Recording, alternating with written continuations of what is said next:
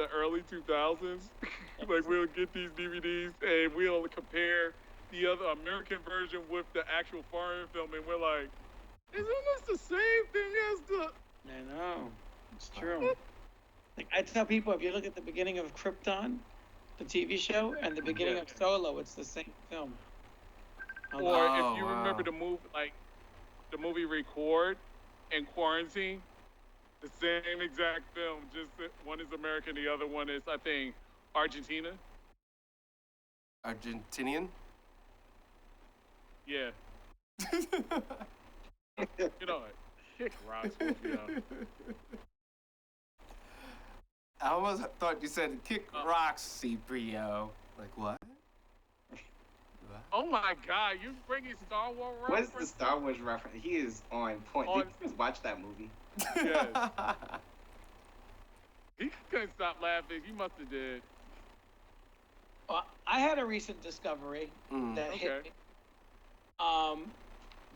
Jack Kirby's Eternals, right? Not the movie, not that booty movie, but but Jack Kirby's Eternals. I remember somebody had posted on Facebook, and I just recently reposted it, that there were some comparisons between the Eternals and the first Alien movie, right? And then people were like, well, the Alien movie, Geiger's artwork was based off of the Aztecs, yada, yada, yada. But then the Eternals based off the Aztecs, and it hit me. Prometheus, the movie Prometheus, about the origins of how the aliens came about, those alien humanoids that created mankind, that's basically the Celestials or the Eternals that kind of merge into one, right? They made the humans, and then they made the deviants, and the deviants are the aliens. Wow. And that, it totally hit me. Like, I was like, because I just read recently, like, all 22 issues of Eternals. I got the omnibus.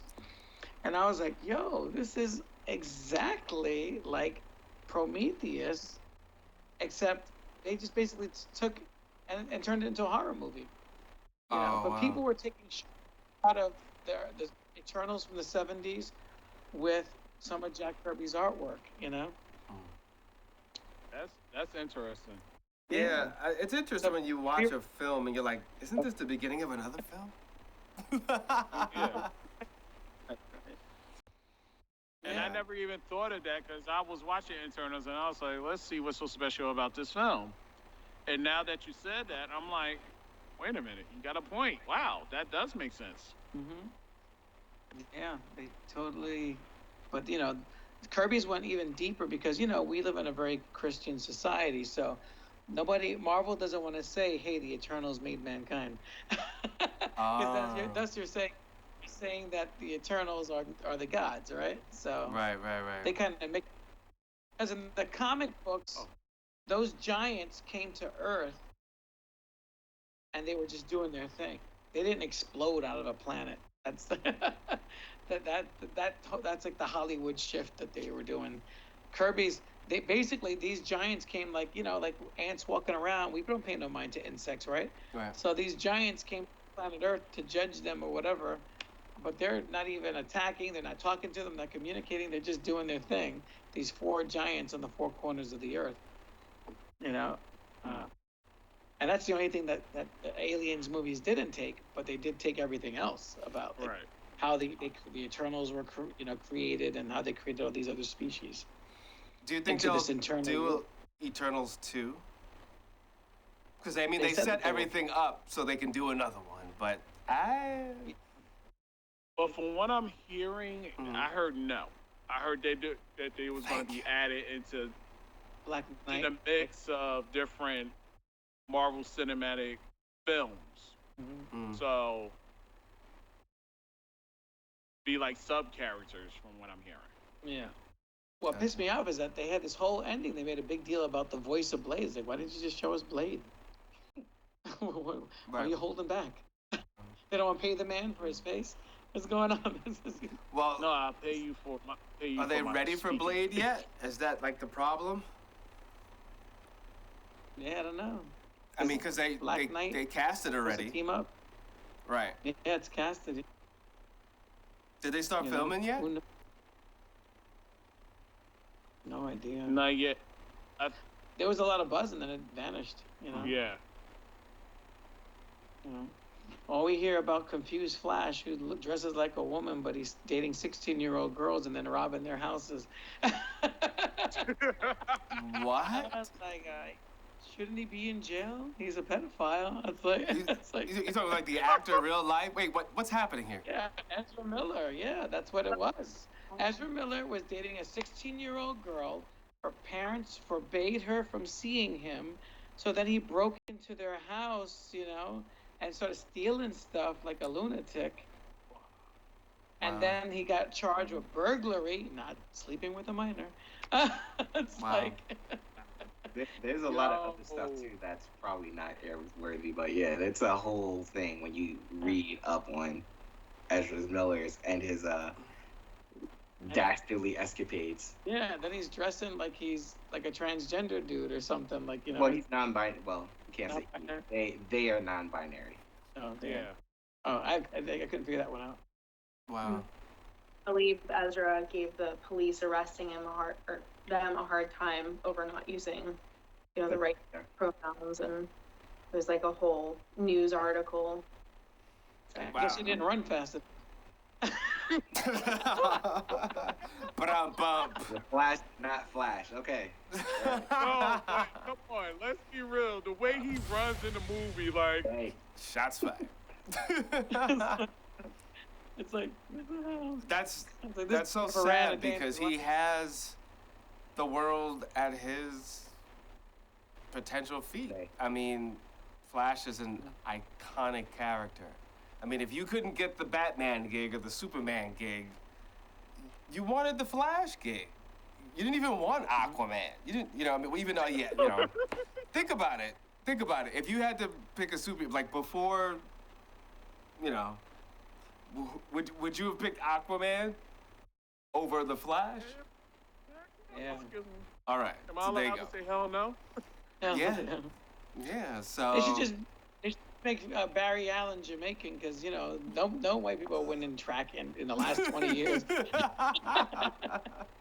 There's no, nobody wins. I know who I want to be from DC. Who's that?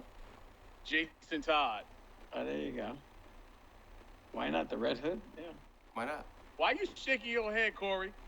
of course you had to bring other news. You know what? Don't disrespect Jason Todd.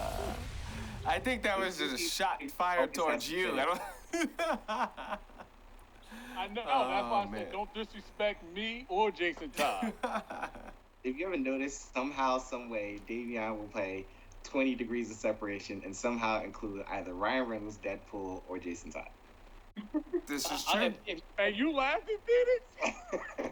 I mean, There's truth there's to nothing that. wrong with that. It's okay. Or how good he looks. Yes, that's great. Look at that whole- Can't disagree with that last one either. If you guys ever come over the house, I will show you drawings I did that I mailed to DC as a kid after they killed Jason Todd. I mailed DC Comics. I worked at a comic book store, and I basically drew a whole story, wrote the whole thing, drew the whole thing, and it was about Jason Todd coming back as a clone in the future. I think it was like 2030 or something like that, and he's wearing a red helmet. Interesting. Yeah, and he wears the helmet because they fight the Joker in space, and then they come back to Gotham. And then there's also a ship that looks just like Batman Beyond, and when they're inside the ship, it has red. It's just red and black inside. And that was in the 90s. Right? You've gotten I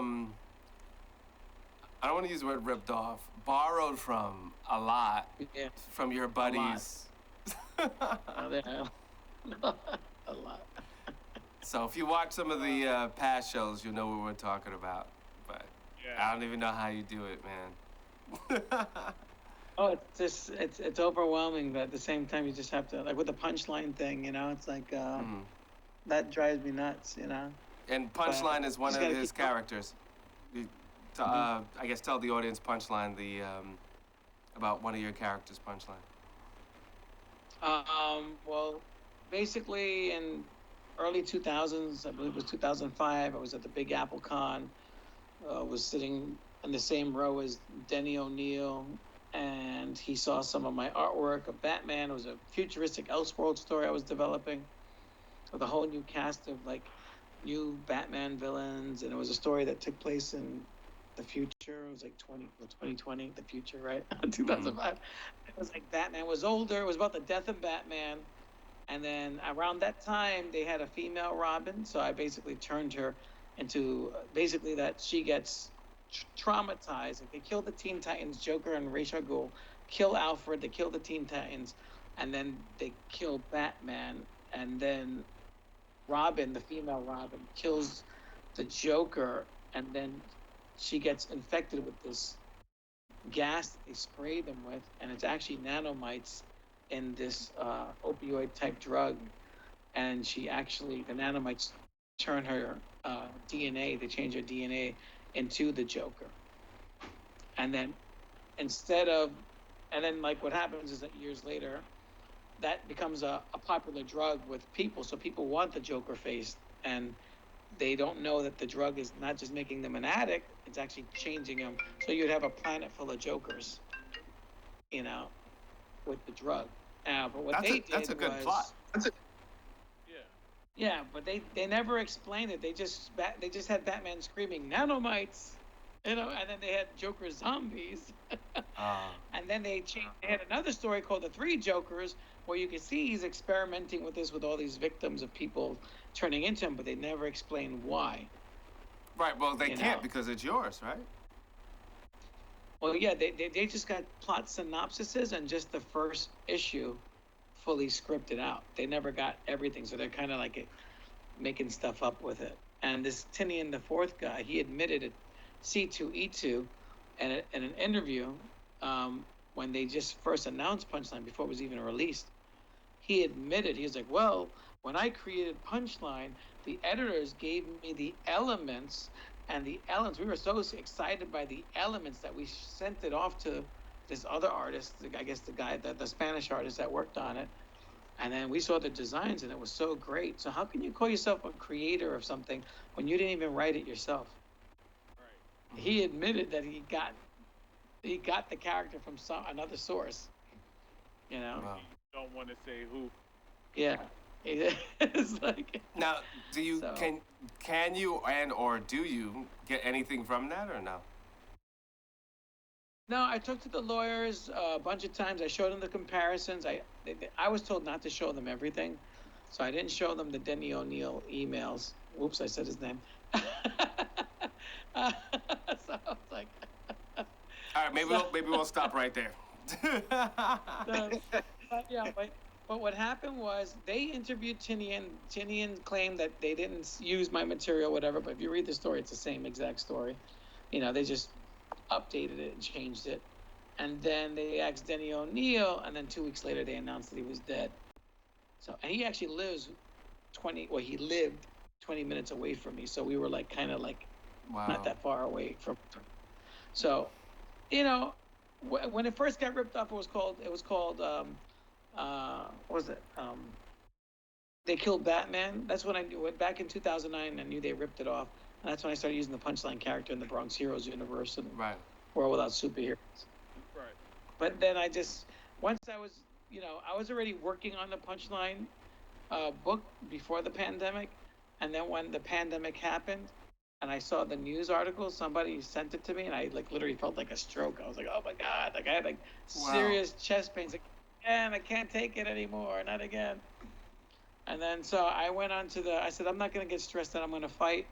I went onto the USPTO website, saw that these idiots didn't trademark it, so I trademarked it.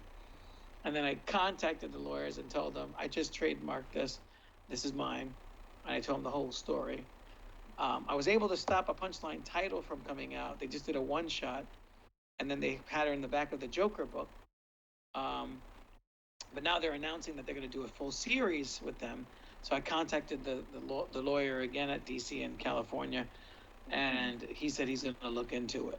Because I said, hey, you guys know that you ripped me off with this.